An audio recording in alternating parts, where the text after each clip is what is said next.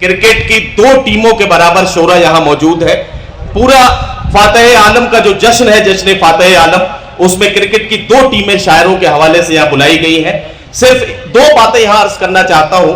آج کچھ باتیں اردو کے ساتھ ساتھ کرکٹ کے حوالے سے بھی ہوں گی, اس لیے اپنے شاعر ساتھیوں سے گزارش یہ کرنا چاہتا ہوں کہ مجھے اجازت دی جائے, اور ایک میں انہیں مشورہ دینا چاہتا ہوں. اجازت یہ دی جائے کہ مسئلہ کچھ نہیں ہے, آج کا مقصد صرف اتنا ہے کہ ہمیں اپنی ٹیم کے فاتح عالم ہونے کا جشن منانا ہے. اور جس طرح سے کرکٹ میچ میں بیٹنگ آرڈر کی کوئی مجبوری نہیں ہوتی, جس بیٹسمین کی ضرورت جب ہوتی ہے اسی وقت اسے آواز دی جاتی ہے اور اسی وقت وہ بلہ لے کر اپنا کام کرنے کے لیے نکل پڑتا ہے. اس لیے اس وقت ویسے بھی مشاعرے کسی تقدیم و تاخیر کے محتاج نہیں ہوتے. میں جس وقت جس کی ضرورت محسوس کروں گا اسی وقت میں اپنے سینئرز کو بھی آواز دوں گا اور ان سے بھی گزارش کروں گا بڑے ادب کے ساتھ, اور اس طرح سے مشاعرہ یہ آگے بڑھے گا. دوسری گزارش اپنے تمام شاعروں سے یہ کرنا چاہوں گا کہ کم سے کم وقت میں آپ کو زیادہ سے زیادہ خدمت کرنی ہے. کرکٹ کا اصول یہ ہے, اور خاص طور سے ون ڈے اور 2020 کرکٹ کا اصول یہ ہے کہ کم سے کم بالوں میں زیادہ سے زیادہ رن بنائے جائیں. رن بناؤ ورنہ آؤٹ ہو جاؤ. یہ سیدھی بات چیت ہے. آئیے دوستو, اب میں یہ عرض کروں کہ یہ کشمکش ہے, حکایت غم بیاں کروں میں کہاں سے پہلے, ہر ایک ٹکڑا یہ کہہ رہا ہے یہاں سے پہلے, یہاں سے پہلے. اب کہیں سے شروع کر دیا جائے, اور جہاں سے بھی شروع کریں گے یہ مشاعرہ اپنی ایک تاریخ لکھے گا آج کی رات, یہ مجھے امید ہے. افتخار عارف نے کہا تھا کہ خواب کی طرح بکھر جانے کو جی چاہتا ہے, ایسی تنہائی کے مر جانے کو جی چاہتا ہے. گھر کی وحشت سے لرزتا ہوں مگر جانے کیوں, شام ہوتی ہے تو گھر جانے کو جی چاہتا ہے. آپ کے گھر آنگن کے ایک شاعر کو آواز دے رہا ہوں, اور جناب طارق قمر سے گزارش کر رہا ہوں کہ تشریف لائیں اور اپنے کلام سے اس مشاعرے کا بہت ہی خوبصورت آغاز کریں. جناب طارق قمر.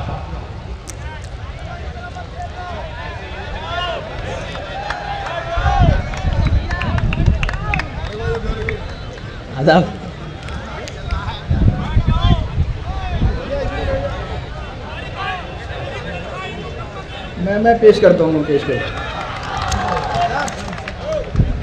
جناب صدر کی اجازت سے بغیر کسی تمہید کے چند شعر, اس کے بعد ایک نظم ملاحظہ فرمائیں گے.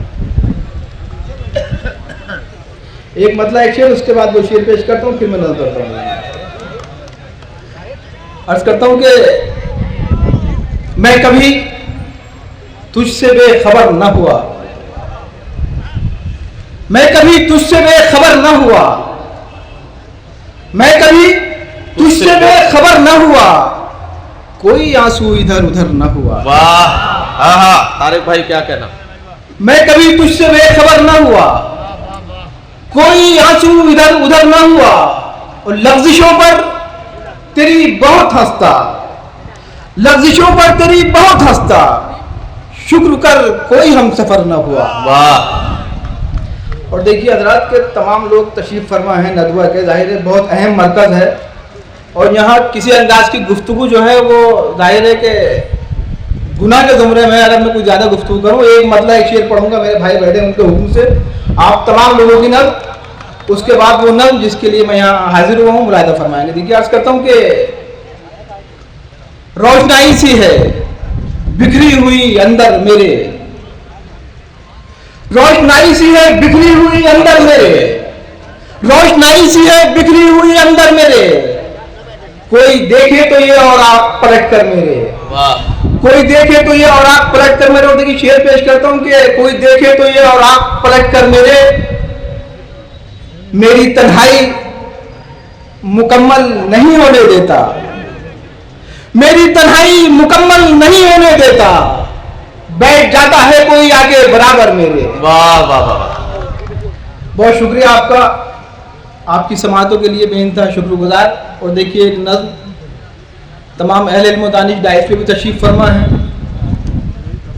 سامنے تو بہرحال ذکر کرنا ہی فضول ہے, جتنے اہم لوگ تشریف فرما ہیں. ایک نظم پیش کرتا ہوں بغیر کسی تمہید کے, عنوان ہے وہی خدا ہے. نہ مسجدوں میں نہ مندروں میں نہ ممبروں پر نہ سیڑھیوں پر, نہ مسجدوں میں نہ مندروں میں نہ ممبروں پر نہ سیڑھیوں پر. محترم بہت مختصر سی وضاحت, آپ سب لوگ اہل علم و دانش یہاں تشریف فرما ہیں. صدیوں پہلے کنفیوشس کی آواز ابھری تھی جس نے کہا تھا خدا نہیں ہے. لیکن قربان جائیے اس اسلام کی اس معتبر اور سنہری تاریخ کے جس نے صرف ایک لمحے میں یہ احساس کرایا تھا کہ خدا ہمیشہ تھا, ہمیشہ ہے اور ہمیشہ رہے گا. ملاحظہ فرمایا گا. دیکھیے تمام تر تاریخی حوالوں سے میں ایک تمثیلی مدن پیش کرتا ہوں, ملاحظہ کریں گے. جی بھائی. نہ مسجدوں میں, نہ مندروں میں, نہ ممبروں پر, نہ سیڑھیوں پر, نہ گنگا جمنا کے ساحلوں پر کہیں بھی اس کا پتہ نہیں ہے خدا نہیں ہے. کہیں بھی اس کا پتہ نہیں ہے خدا نہیں ہے.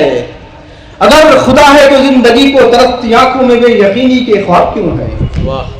اگر خدا ہے تو زندگی کو ترستی آنکھوں میں بے یقینی کے خواب کیوں ہیں.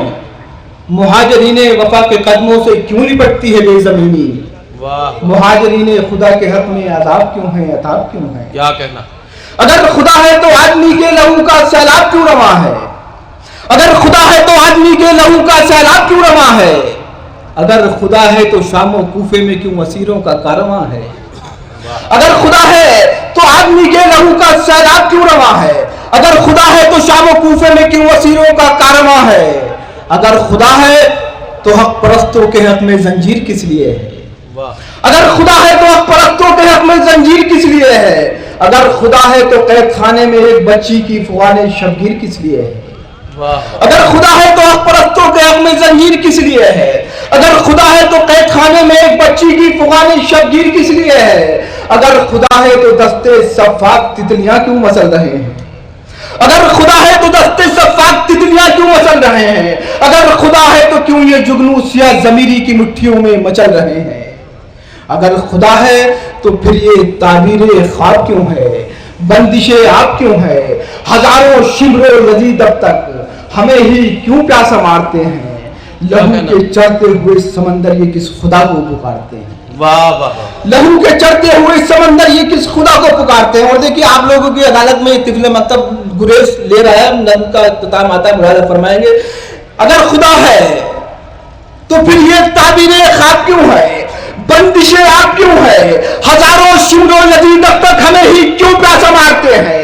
لہو کے چڑھتے ہوئے سمندر یہ کس خدا کو پکارتے ہیں. مگر خدا ہے, مگر خدا ہے وہ ایک لمحہ جو عقل و دانش سے ماورا ہے. مگر خدا ہے وہ ایک لمحہ جو عقل و دانش سے ماورا ہے. جسے سمجھنے کی جستجو میں زمانہ صدیاں لگا چکا ہے. وہ ایک آنسو جو ظلمتوں کا جواب بن کر کسی کی آنکھوں سے گر پڑا ہے. وہ ایک جذبہ جو زیر خنجر بشکل سجدہ ادا ہوا ہے. بتا رہا ہے کہیں خدا ہے, نہیں خدا ہے, یقین خدا ہے. واہ واہ واہ واہ, کیا کہنا ہے. واہ نوازی صاحب کی. مگر خدا ہے وہ ایک لمحہ جو عقل و دانش سے ماورا ہے. جسے سمجھنے کی جستجو میں زمانہ صدیاں لگا چکا ہے. وہ ایک آنسو جو ظلمتوں کا جواب بن کر کسی کی آنکھوں سے گر پڑا ہے. وہ ایک جذبہ جو زیر خنجر بشکل سجدہ ادا ہوا ہے.